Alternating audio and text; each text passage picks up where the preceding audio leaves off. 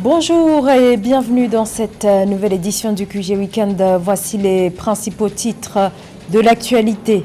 La candidature du vice-président du Kenya, William Ruto, est validée par l'organe chargé des élections. William Ruto, candidat à la présidentielle du 9 août prochain. Vous l'entendrez dès le début de ce journal.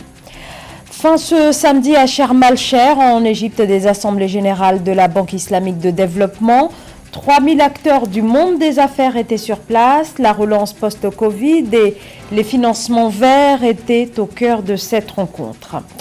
Réglementation au Bénin des activités génératrices de pollution sonore. Le gouvernement adopte un décret afin de réduire ces nuisances qui gênent de plus en plus les habitants des grandes métropoles. Mais tout d'abord, et avant de développer ces titres, cette opération de désarmement dans l'extrême nord du Tchad, ordonnée samedi par Mahamat Idriss Déby, le chef de la junte au pouvoir. Cette opération intervient 12 jours après des affrontements armés qui ont fait une centaine de morts, des heurts entre orpailleurs à Kouri-Boudougui, à une trentaine de kilomètres de la frontière libyenne. L'ONU annonce la mort de casques bleus tués vendredi au Mali par un engin explosif. 2 autres soldats ont été blessés. Les soldats faisaient partie du contingent égyptien de la MINUSMA, la mission des Nations Unies au Mali. Leur véhicule aurait heurté un engin explosif improvisé dans la région de Mopti, dans le pays Poulé. La mission multidimensionnelle intégrée des Nations Unies pour la stabilisation au Mali déplore de nouvelles pertes parmi ses soldats. Lors d'une conférence de presse tenue ce vendredi 3 juin, le porte-parole du secrétaire général de l'ONU, Stéphane Dujarric, a annoncé la mort de 2 casques bleus survenus le même jour dans la région de Mopti, située au centre du pays. C'est un engin explosif improvisé qui a causé leur mort. Malheureusement, je dois signaler que 2 de nos collègues de maintien de la paix ont été tués ce matin au Mali. Leur véhicule a été touché par un engin explosif improvisé. Cela s'est passé près de la ville de Douenza, dans la région de Mopti. 2 autres casques bleus ont été blessés dans l'attaque. Nos collègues ont réussi à sécuriser la zone. On essaie d'avoir un peu plus de détails. Ces casques bleus opéraient au sein du contingent égyptien de la MINUSMA. D'après Olivier Salgado, le porte-parole de la mission onusienne, les militaires étaient à bord de véhicules le jour de l'explosion. Ils étaient chargés d'escorter des camions civils qui transportaient du carburant. Mais leur convoi s'est heurté à une bombe artisanale, des armes fréquemment utilisées par les terroristes et qui représentent de sérieuses menaces, non seulement pour les soldats, mais aussi pour les civils. Depuis le 22 mai, il s'agit du 6e incident au cours duquel un convoi de maintien de la paix de l'ONU est touché. C'est aussi la 2e attaque mortelle contre un convoi de maintien de la paix de l'ONU cette semaine. Le 1er juin, un autre casque bleu a lui aussi perdu la vie à Kidal, dans le nord-est du pays. Il s'agissait d'un soldat jordanien. Son convoi a été attaqué par des tirs à l'arme légère et aux lance-roquettes. L'actuel vice-président du Kenya, William Ruto, brigue officiellement la magistrature suprême. Sa candidature a été validée en vue de la présidentielle du 9 août prochain. William Ruto, principal adversaire d'un autre candidat en vue, Raila Odinga. Et pour ce qui est de William Ruto, il a mis fin au suspense il y a quelques jours en désignant le député Rigathi Gachagua comme son colistier sur la validation de sa candidature. Écoutez William Ruto. Membres de la commission, chers amis, distingués collègues, chers Kenyans.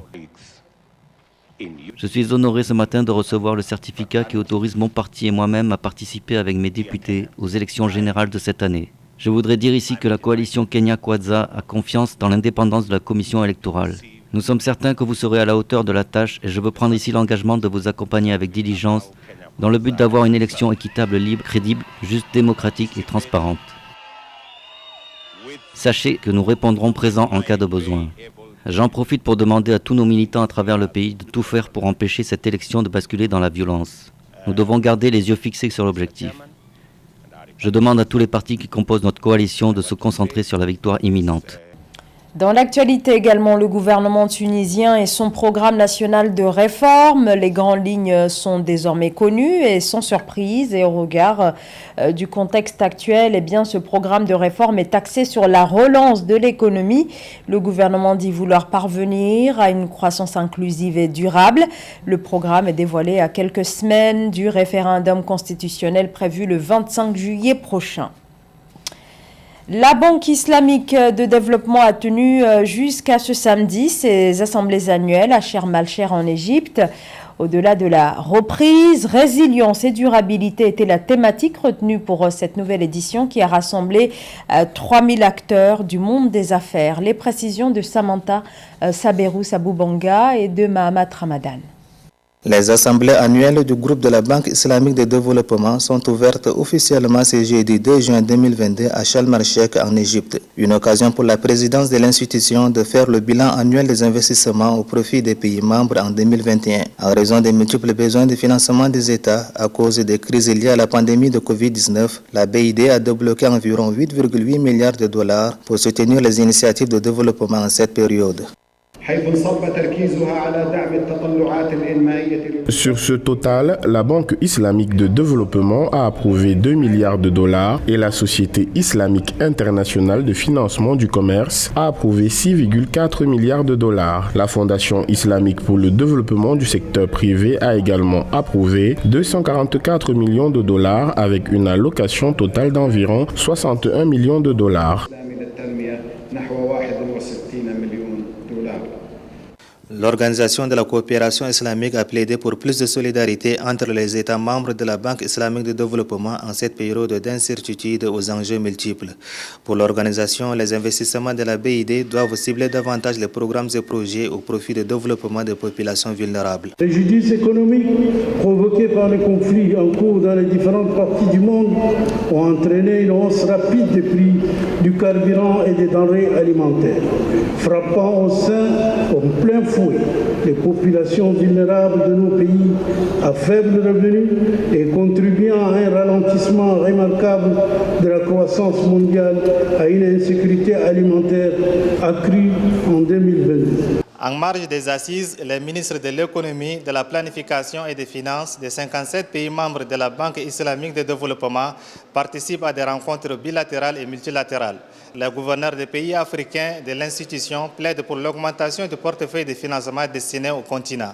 Mohamed Ramadan, envoyé spécial à Sharm el-Sheikh pour Africa 24.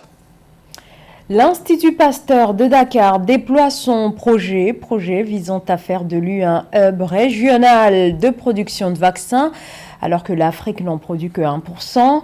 Alors, dans son ambition, l'Institut Pasteur de Dakar a obtenu le soutien financier de la Banque européenne d'investissement. Philomentine. Le premier vaccin produit par l'Institut Pasteur de Dakar sur le vaccinopole de Diamniadio à Dakar au Sénégal est attendu en 2023. Avec une capacité de production de 300 millions de doses de vaccins par an, cette installation contribuera à l'atteinte de l'objectif du continent africain qui est de parvenir à produire localement 60% de ces vaccins à l'horizon 2040. Au-delà des ressources financières, cette journée est aussi une célébration de l'esprit de mobilisation, d'engagement, de solidarité et surtout la passion des équipes de la Banque européenne d'investissement pour justement contribuer à la réalisation de ce projet qui est une vision sénégalaise et continentale pour produire des vaccins en Afrique, pour l'Afrique et pour le bénéfice des populations africaines. Financé à hauteur de 75 millions d'euros par la Banque européenne d'investissement, ce partenariat permettra très concrètement à accroître les capacités de production médicinale et de vaccins de l'Afrique et réduire ainsi sa dépendance de l'extérieur, d'où elle importe à ce jour 99% de ses besoins en vaccins.